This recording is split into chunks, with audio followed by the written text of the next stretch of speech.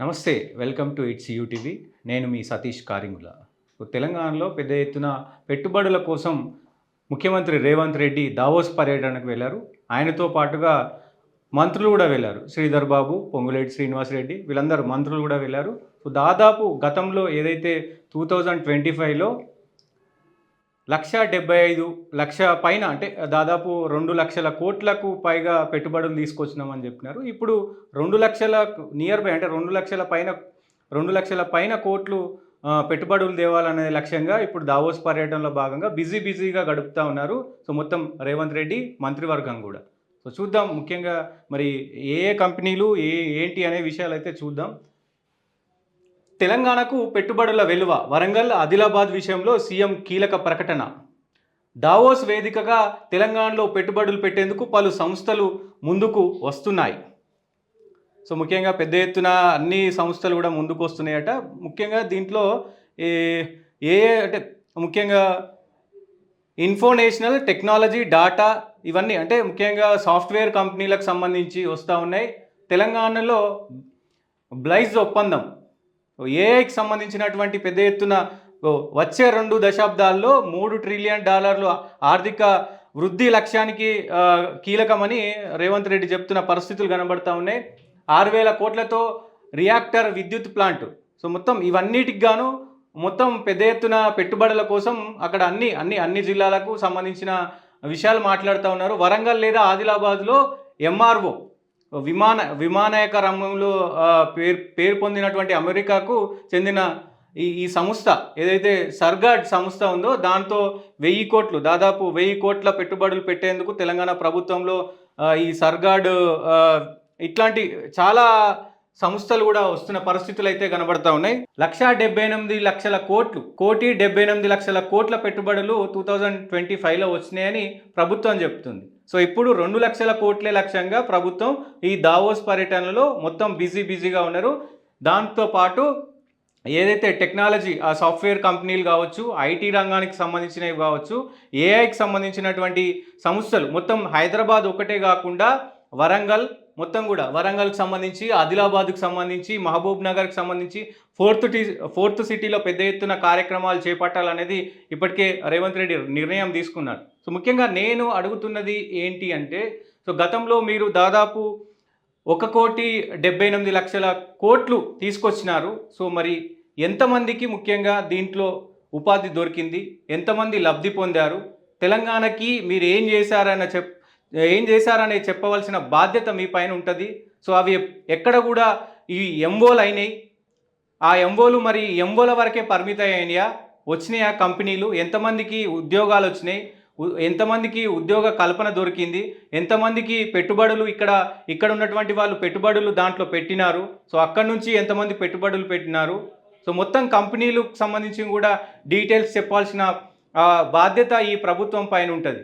So ముఖ్యంగా ఇప్పుడు గతంలో దావోస్ పర్యటన వెళ్ళారు, పెట్టుబడులు తీసుకొచ్చినామని చెప్పారు, ఎంఓలు అయినాయి. ఇవన్నీ కూడా మరి ప్రభుత్వం నిజంగా ఇప్పటికే 2 సంవత్సరాలు అయిపోయింది.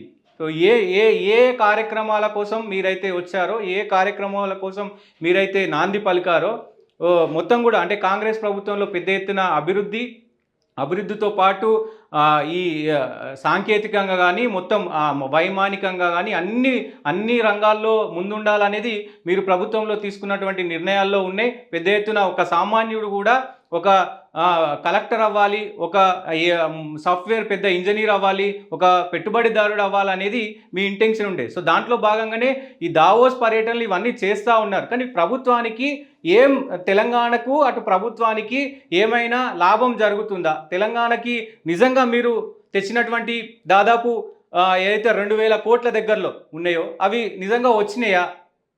ఎక్కడెక్కడ ఖర్చు పెట్టారు, ఎక్కడెక్కడ కంపెనీలు వచ్చినాయి, ఏ కంపెనీలు వచ్చినాయి, ఎంతమందికి ఉద్యోగాలు వచ్చినాయి? ఇప్పటికే ఏదైతే ఓయూ దగ్గర కావచ్చు, అశోక్ నగర్లో కావచ్చు పెద్ద ఎత్తున మొత్తం నిరుద్యోగులు కూడా ఇప్పటికే పెద్ద ఎత్తున ధర్నాలు చేస్తున్న పరిస్థితులు ఉన్నాయి. సో ముఖ్యంగా ఈ దావోస్ పర్యటనలో 2,00,000 కోట్లు తీసుకొస్తామని చెప్తున్న పరిస్థితులు ఉన్నాయి. ఓన్లీ ఎంఓలే అవుతున్నాయా? నిజంగా రాష్ట్ర ప్రభుత్వానికి వస్తున్నాయా? కంపెనీలు వస్తున్నాయా? బయట కంపెనీలు వస్తున్నాయా? పెట్టుబడులు పెడుతున్నారా? ఇక్కడి వాళ్ళకి ఏమైనా పనులు దొరుకుతున్నాయా? ఉద్యోగాలు దొరుకుతున్నాయా? సో గతంలో పోయిన సంవత్సరంలో మీరు ఎంతమందికి ఉద్యోగాలు ఇచ్చారు? ఈ సంవత్సరంలో మీరు ఎంతమందికి ఇవ్వబోతున్నారు? ఒక క్లారిటీ ఉన్నదా? సో ముఖ్యంగా ఈ ఈ విషయాలపైన మరి ప్రభుత్వం చిత్తశుద్ధితో అన్ని విషయాలు చెప్పాల్సిన అవసరం అయితే ఉంటుంది. సో ఫోటోలకి ఫోజులు ఇవ్వడమే కాదు, ఫోటోలతో మంత్రి శ్రీధర్ బాబు వెళ్ళినాడు, మొత్తం ఫోటోలు దిగుతున్నారు, ఇవన్నీ ఉన్నాయి కదా. వెళ్ళాలి, మాట్లాడాలి, రిప్రజెంట్ చేయాలి, తెలంగాణని హైదరాబాద్ను రిప్రజెంట్ చేయాలి పెద్ద ఎత్తున. భారతదేశంతో పాటు హైదరాబాద్ ముఖ్యంగా కీగా ఉంటుంది. సో హైదరాబాద్ రోల్ మోడల్, ప్రపంచ దేశాలకి రోల్ మోడల్ అని చెప్తా ఉన్నారు. కానీ ఎన్ని తెస్తూ ఉన్నారు నిధులు, ఏ కంపెనీలతోటి టైఅప్ అవుతూ ఉన్నారు, ఎంఓలు కాకుండా నిజంగా నిక్కచ్చుగా ఎన్ని డబ్బులు వస్తున్నాయి తెలంగాణకు ఈ కంపెనీల ద్వారా? నిజంగా కంపెనీలు వచ్చినాయా, రాలేవా? ఇది చెప్పాల్సిన బాధ్యత ప్రభుత్వం పైన ఉంటుంది. అలాగే ముఖ్యంగా ఇప్పుడున్నటువంటి సిచ్యువేషన్లో మరి ఎట్లా ఉండబోతుంది తెలంగాణలో? ఇప్పటికే చాలా సమస్యలు ఉన్నాయి.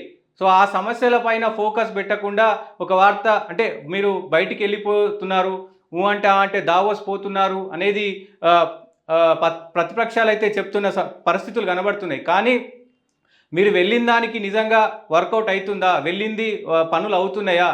ఇక్కడ ఉన్నటువంటి సమస్యలు వాటిపైన దృష్టి పెట్టాల్సిన అవసరం కూడా ఉంటుంది. ఇప్పటికే రైతు బంధు రాలేదని చాలామంది పెద్ద ఎత్తున రైతులు కావచ్చు వీళ్ళందరూ కూడా ప్రశ్నిస్తున్న పరిస్థితులు కనబడుతున్నాయి. యూరియా సమస్య ఉండనే ఉన్నది. సో ఇట్లా ఏ సమస్య, గ్యాసుకు సంబంధించి 500 చాలామందికి రాలేదంటా ఉన్నారు. కరెంటు బిల్లులో కూడా చాలామందికి రాలేదంటున్నారు. ఒకవైపు వృద్ధులు మాత్రం పెద్ద ఎత్తున మాకు 4000 చేస్తామన్నారు, చేయలేదంటున్నారు.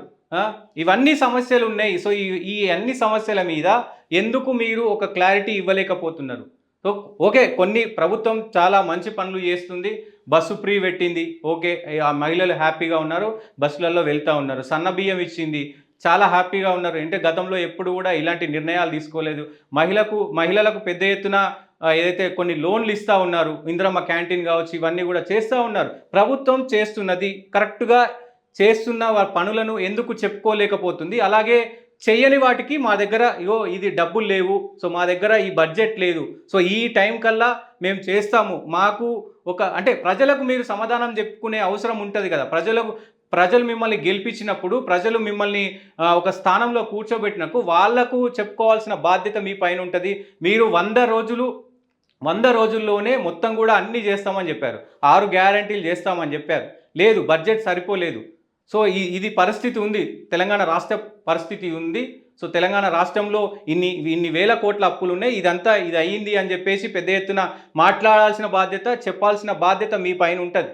దాంతో పాటుగా ఏదైతే గతంలో మీరు ఓన్లీ ఎలక్షన్స్ వచ్చినప్పుడు మాత్రమే, ఏదైతే ఎలక్షన్స్ రాగానే ఏదైతే ఈ సిట్టు కావచ్చు మొత్తం ఫోన్ ట్యాపింగ్ వ్యవహారం బయటకు వస్తూ ఉంది. ఫోన్ ట్యాపింగ్ వ్యవహారం, గతంలో కాళేశ్వరం వ్యవహారం మొత్తం కూడా కేసీఆర్కు నోటీసులు దాకా పోయిన పరిస్థితులు ఉన్నాయి. ఫోన్ ట్యాపింగ్ విషయంలో కావచ్చు, ఈ కార్ రేసులో కావచ్చు, పొలిటికల్గా అంటే ఎలక్షన్స్ వచ్చినప్పుడు మాత్రమే ఎందుకు వీటిని తెరపైకి తెస్తూ ఉన్నారు? 2 సంవత్సరాలు అవుతుంది, ప్రభుత్వం ఏం చేస్తుంది? సో వాళ్లకు శిక్ష పడాలనే తెలంగాణ ప్రజలు మీకు అధికారం ఇచ్చారు. ముఖ్యంగా మీరు చెప్పింది కూడా అదే కదా, అటు బీజేపీ అయినా ఇటు కాంగ్రెస్ అయినా చెప్పింది కూడా అదే. సో పెద్ద ఎత్తున కేసీఆర్ కుటుంబం మొత్తం కూడా బీఆర్ఎస్ పార్టీకి సంబంధించి పెద్ద ఎత్తున అక్రమాలకు పాల్పడ్డది. సో వాళ్ళు లక్షల కోట్లు అప్పు చేశారు, తెలంగాణని నాశనం చేశారని చెప్పారు. అది ప్రజలు నమ్మి మీకు అధికారాన్ని కట్టబెట్టారు. మరి కట్టబెట్టిన తర్వాత మీరు ఏం చేస్తూ ఉన్నారు? 2 సంవత్సరాలు అయింది, ఇంతవరకు ఏ ఒక్కరూ జైలుకు వెళ్ళలేదు, ఏ ఒక్కరు పోలీస్ స్టేషన్కి కూడా వెళ్ళిన దాఖలాలు లేవు, ఏ ఒక్కరికి కూడా కోర్టు నోటీసులు ఇవ్వలేదు, కోర్టు కూడా ఏం చెప్పలేదు. ఏం జరుగుతుంది తెలంగాణ రాష్ట్రంలో? అంటే మీరు చెప్పిన అబద్ధమా? మీరే ప్రభుత్వంలో ఉన్నారు కదా. బీజేపీ కూడా సేమ్ అదే సిచ్యువేషన్లో ఉంది. కేంద్ర ప్రభుత్వంలో బీజేపీ ఉన్నది, రాష్ట్ర ప్రభుత్వంలో కాంగ్రెస్ ఉన్నది. ఇద్దరు మీరు ఎలిగేషన్ చేసినటువంటి ఎలిగేషన్సే కదా.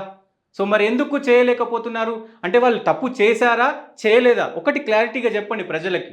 తప్పు చేస్తే దానికి తప్పు చేసినకు శిక్ష ఏముంటుందో ఆ శిక్షను వేయండి.